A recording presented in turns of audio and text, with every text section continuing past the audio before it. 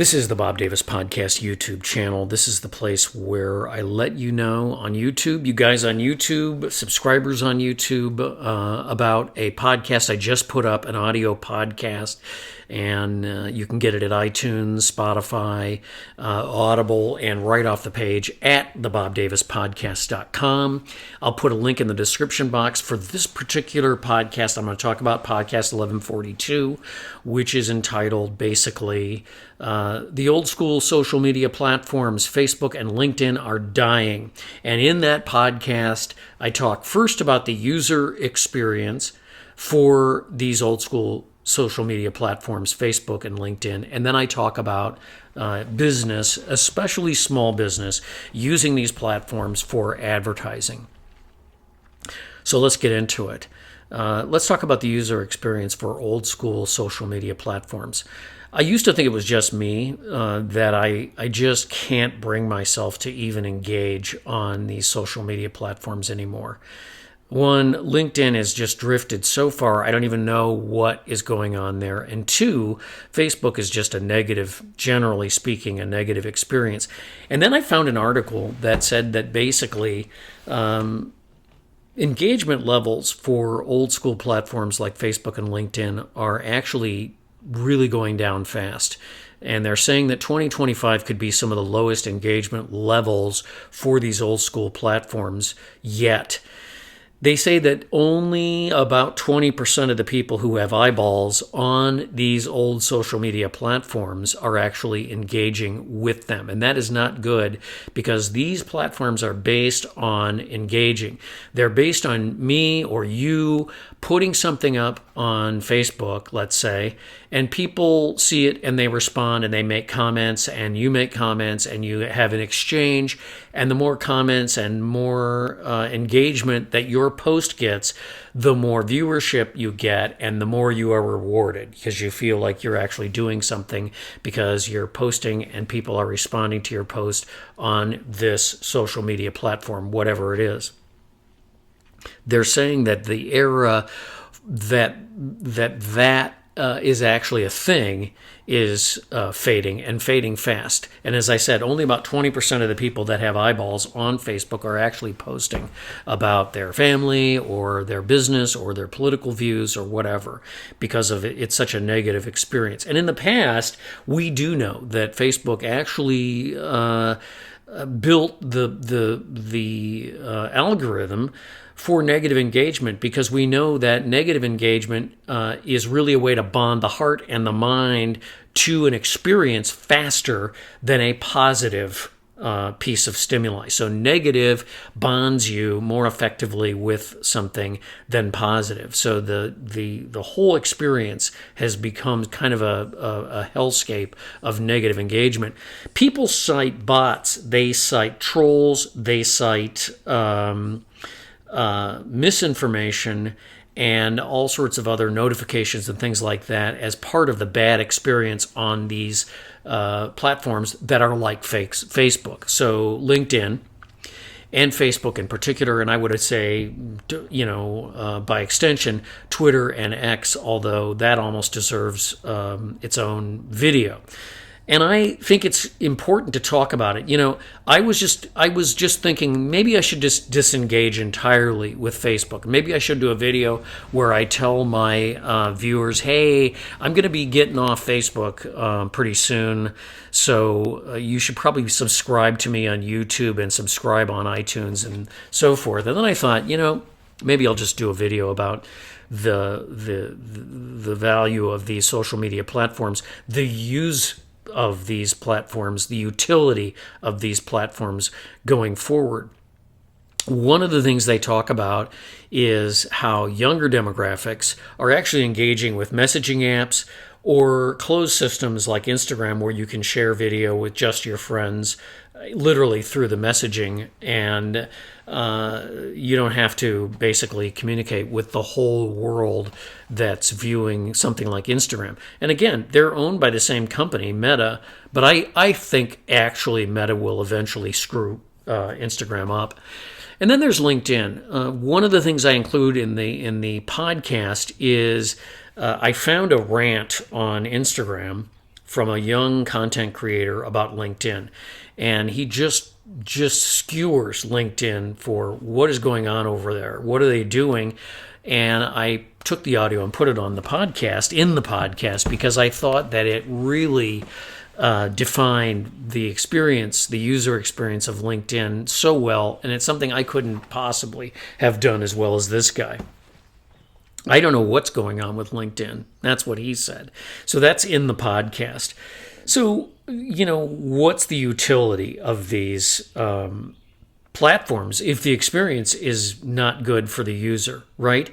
And so now I want to talk about business a little bit, and I'll try to make this as brief as possible because, frankly, I don't know that this requires a long video. It's just something to be aware of. If you're in small business, and most people are small businessmen, I don't think you find too many of the big S&P 500 companies on Facebook and LinkedIn. I think it's pretty much the province of small and medium-sized businesses, maybe. Most are small businesses.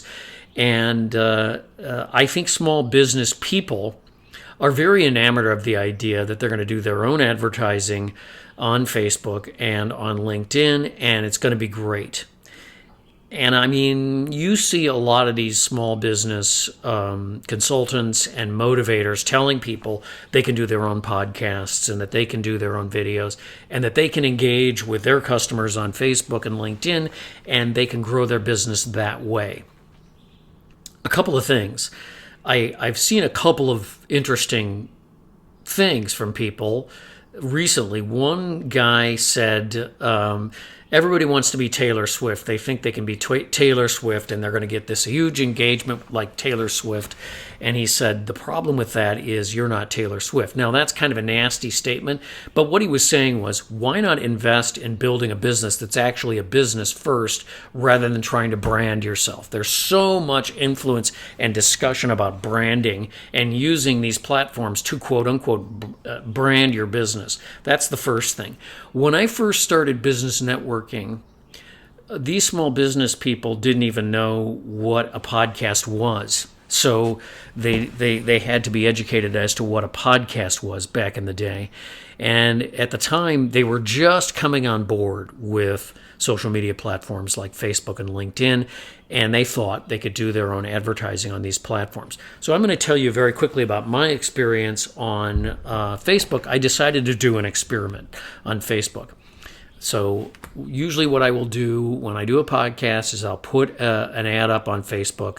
But it's not even an ad. It's just a post that says, hey, this is what it's about. Here's where you find it. Just like here, the link in the description box, right?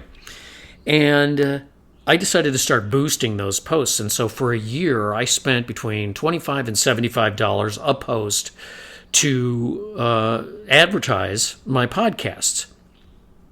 This is what I found out after a year. Only about 1% of however many people engaged with that post on Facebook, and sometimes it was in the thousands, would actually click through to the podcast. And I got the impression on Facebook that most of the people that I was engaging with in a boosted post were just not even real. They were from Kenya or the United Kingdom or Laos or someplace like that. And they weren't even fully engaging with what I wanted them to engage with, which was the podcast. So you can translate that to cement or personal chef or whatever. When you advertise on Facebook, you're getting the whole world, and they may not be able to utilize your service, and they probably won't even click through to whatever website you've set up to have intake. So you have to spend a lot of money to get a lot of people. So let's say you get 1,500 people that see your post from a boost on Facebook, 1% click through to your stimuli. It's 150 people. How many people are going to come all the way through the so-called funnel to actually buy what you are selling? That's what you have to think about. And what we're told is, well, your advertising is really cheap on Facebook, except it isn't cheap. It's expensive because you end up having to spend more and more and more with successive posts. So I didn't really get any feeds out of advertising the podcast on Facebook at all. It never changed the number of my feeds. You know what ultimately changed? What ultimately changed the number of feeds on my podcast was actually talking about the podcast on YouTube, which is what I'm doing right now. Why? Well, part of it is that the dynamic is different on this kind of a piece of social media. I mean, YouTube is basically social media, but there's two things. One, YouTube is the second largest search engine, and two, the algorithm actually tries to find an audience for what you post. That's not how it works on Facebook, to my knowledge. My knowledge on Facebook is you post what you post. It's kind of static in the sense that you engage the audience and then your engagement helps build their channel as opposed to you getting anything out of it. LinkedIn, I really don't see the utility of at all from a business perspective. So then I want to talk about the user experience and how that relates to your business. So let's say you've been told by a business consultant, you should go on YouTube, you should go on Facebook, and you should go on LinkedIn. And I'm going to talk about Facebook and LinkedIn. And that's going to be your advertising, and you won't have to pay an ad agency, and you won't have to, buy an ad. You can do your own ad. Okay. Let's suppose you do that and you have a user experience that's negative, either boring on LinkedIn or really a hellscape on Facebook.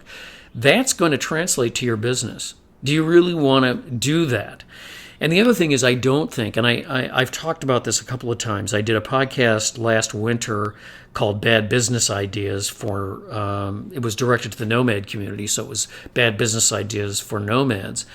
Because so many people thought they were going to be able to supplement their income with YouTube videos and the like. And it discusses this idea in small business that if I do a podcast or if I do YouTube videos, it's going to grow my business. How does your business grow? This is the thing that I'm asking myself. How does a business grow? Basically, I'm kind of taking it old school in the sense that I think small businesses grow. Let's suppose you're a chef. This is the example I used in my podcast. You're a personal chef and you concentrate on creating an incredible experience for your clients. You know, they hire you, you cook a dinner for them, yet they have people over and they have this incredible experience. And they say, boy, we're going to have you back. And by the way, I'm going to tell all my friends about what a great job you did. So let's suppose you do that and you build your business and you got a full slate of clients, and then you say, okay, I'm going to start charging more, and then I'm going to build up my client list to the point where I have wealthy clients and they tell their friends and I have enough clients. The way I would grow my business then is to hire another personal chef that would basically duplicate what I'm doing, and then slowly but surely you build up more locations or you build up more chefs, or you grow the business by scaling it that way. You may not necessarily get any response from Facebook or LinkedIn, or even if you're doing your own podcast, because here's the thing. Now you're in the media business and you're not a personal chef anymore. Now you're doing these posts and you're monitoring your social media. What do people always say when you say, why are you on Facebook? Why are you on LinkedIn? What do they say? What do we say, right? Because I say it all the time. Well, I have to for work. I have to for my business. And I was thinking when I did the podcast, so if I'm doing this for my business, this is the reason I'm doing it, and I'm having this horrible experience, either I'm bored to tears on LinkedIn, or I can't figure out what LinkedIn's about, or it's literally a hellscape on Facebook of just things I don't want to see, I don't even want to think about. Why would I continue engaging with that kind of a platform?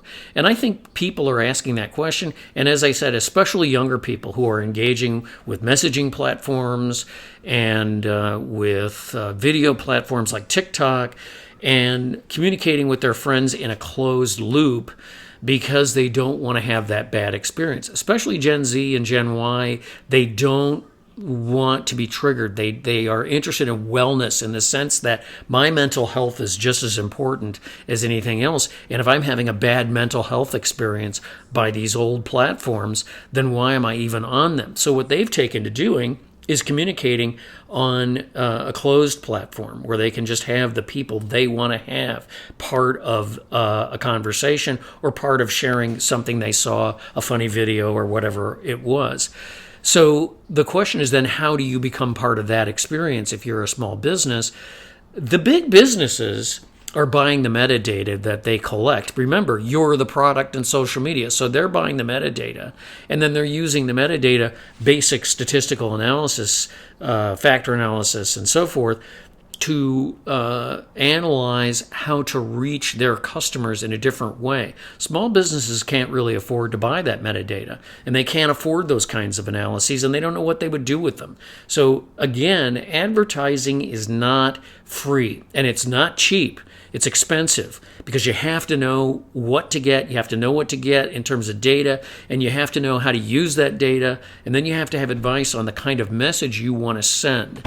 So I think these are the reasons that these old platforms are truly challenged, and I think it's why they're dying, to be quite honest with you, especially with younger demos.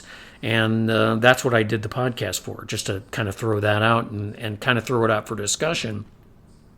I'm not saying the platforms are going to go away, because they're not going to go away. They're just going to have to change what they do and adjust what they do. And suddenly, maybe that's why Facebook started WhatsApp, because of they realized that younger and younger people were disengaging.